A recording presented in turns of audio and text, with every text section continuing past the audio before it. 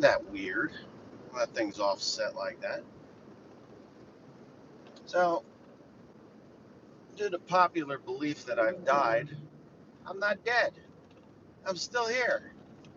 And it's okay because I'm still here. Anyways, I just wanted to talk about, you know, how busy I am. And I'm pretty sure that you all know that I'm pretty busy because I haven't had time to upload anything. It's not for a lack of trying. It's just I've been getting up super early, driving loads of hay, coming back, catching a little bit of rest, and spending some time with my little guy and my wife. About an hour. I'll take an hour, and then I go back to work, and I work until 9:30, 10 o'clock at night. Uh, that happens all week long.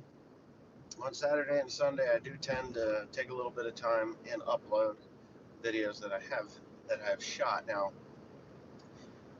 I am not abandoning YouTube by any means. It's just I am really, really busy, and YouTube is something that I do in that one slot of time that I had when Carl was driving.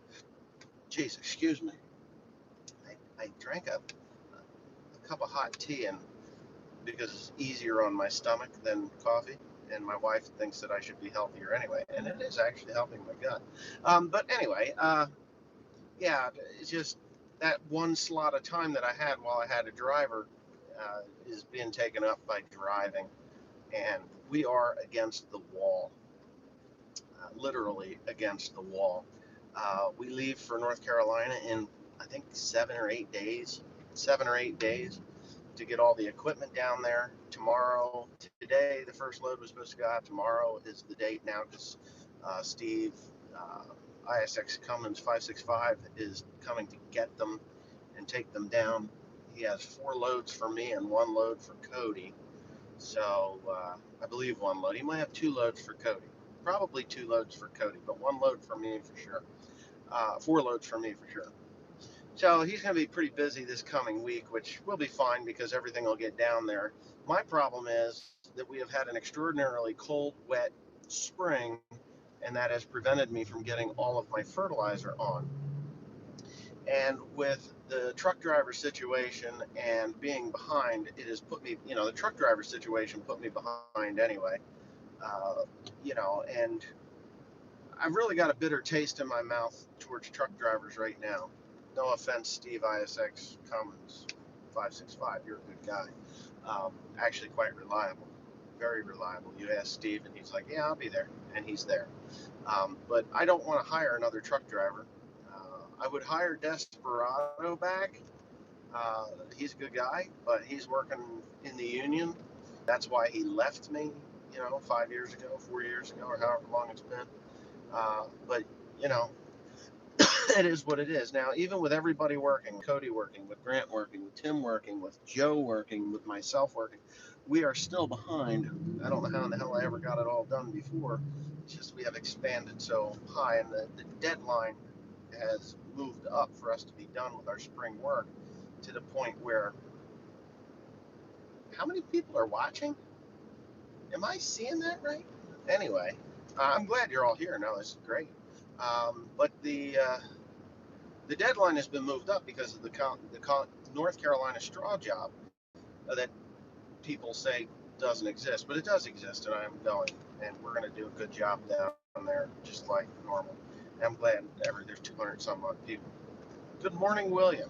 I think it's afternoon now, 12:58. Good afternoon, William.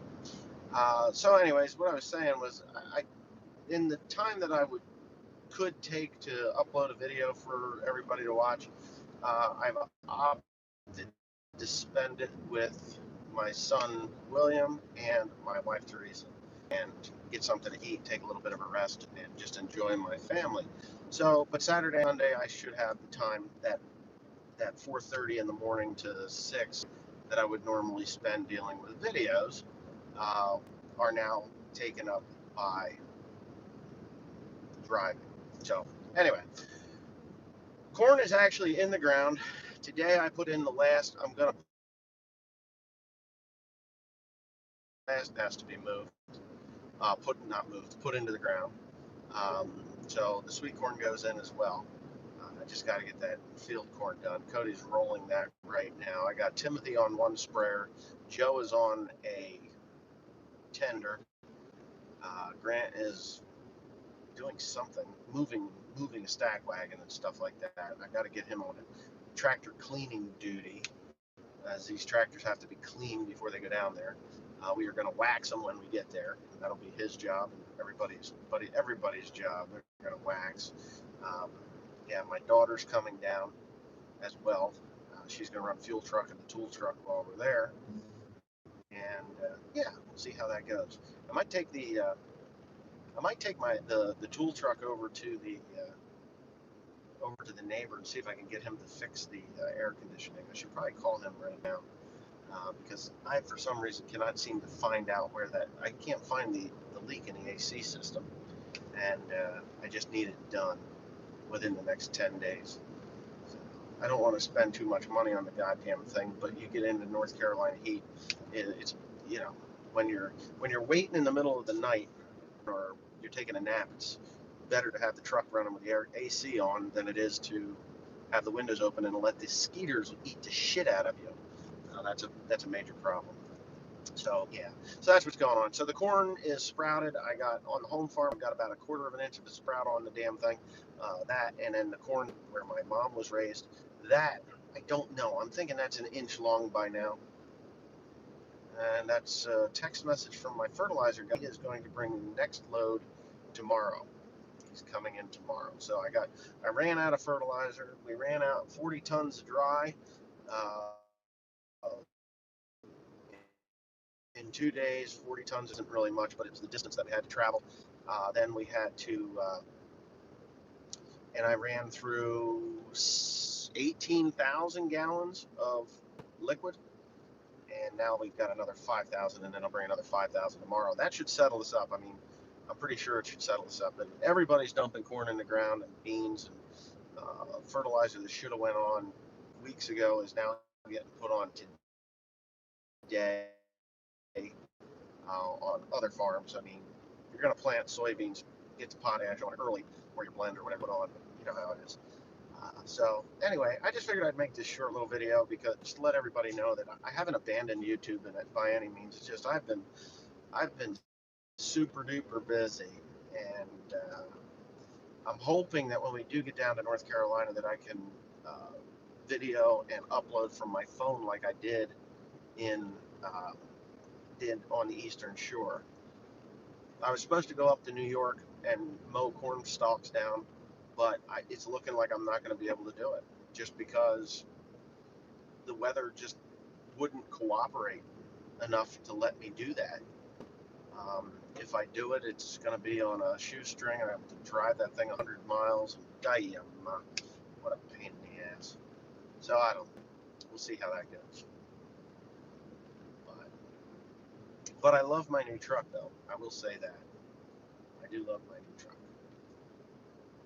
And the mushroom barns are taking hay like normal. So I've got that to deal with. This coming week, Jesus, people rolling in the drive, I swear to God. You hear that big block? I didn't even step on it. I will say that Ford really knocked it out of the park with this 7.3 liter gas. I'm not kidding you.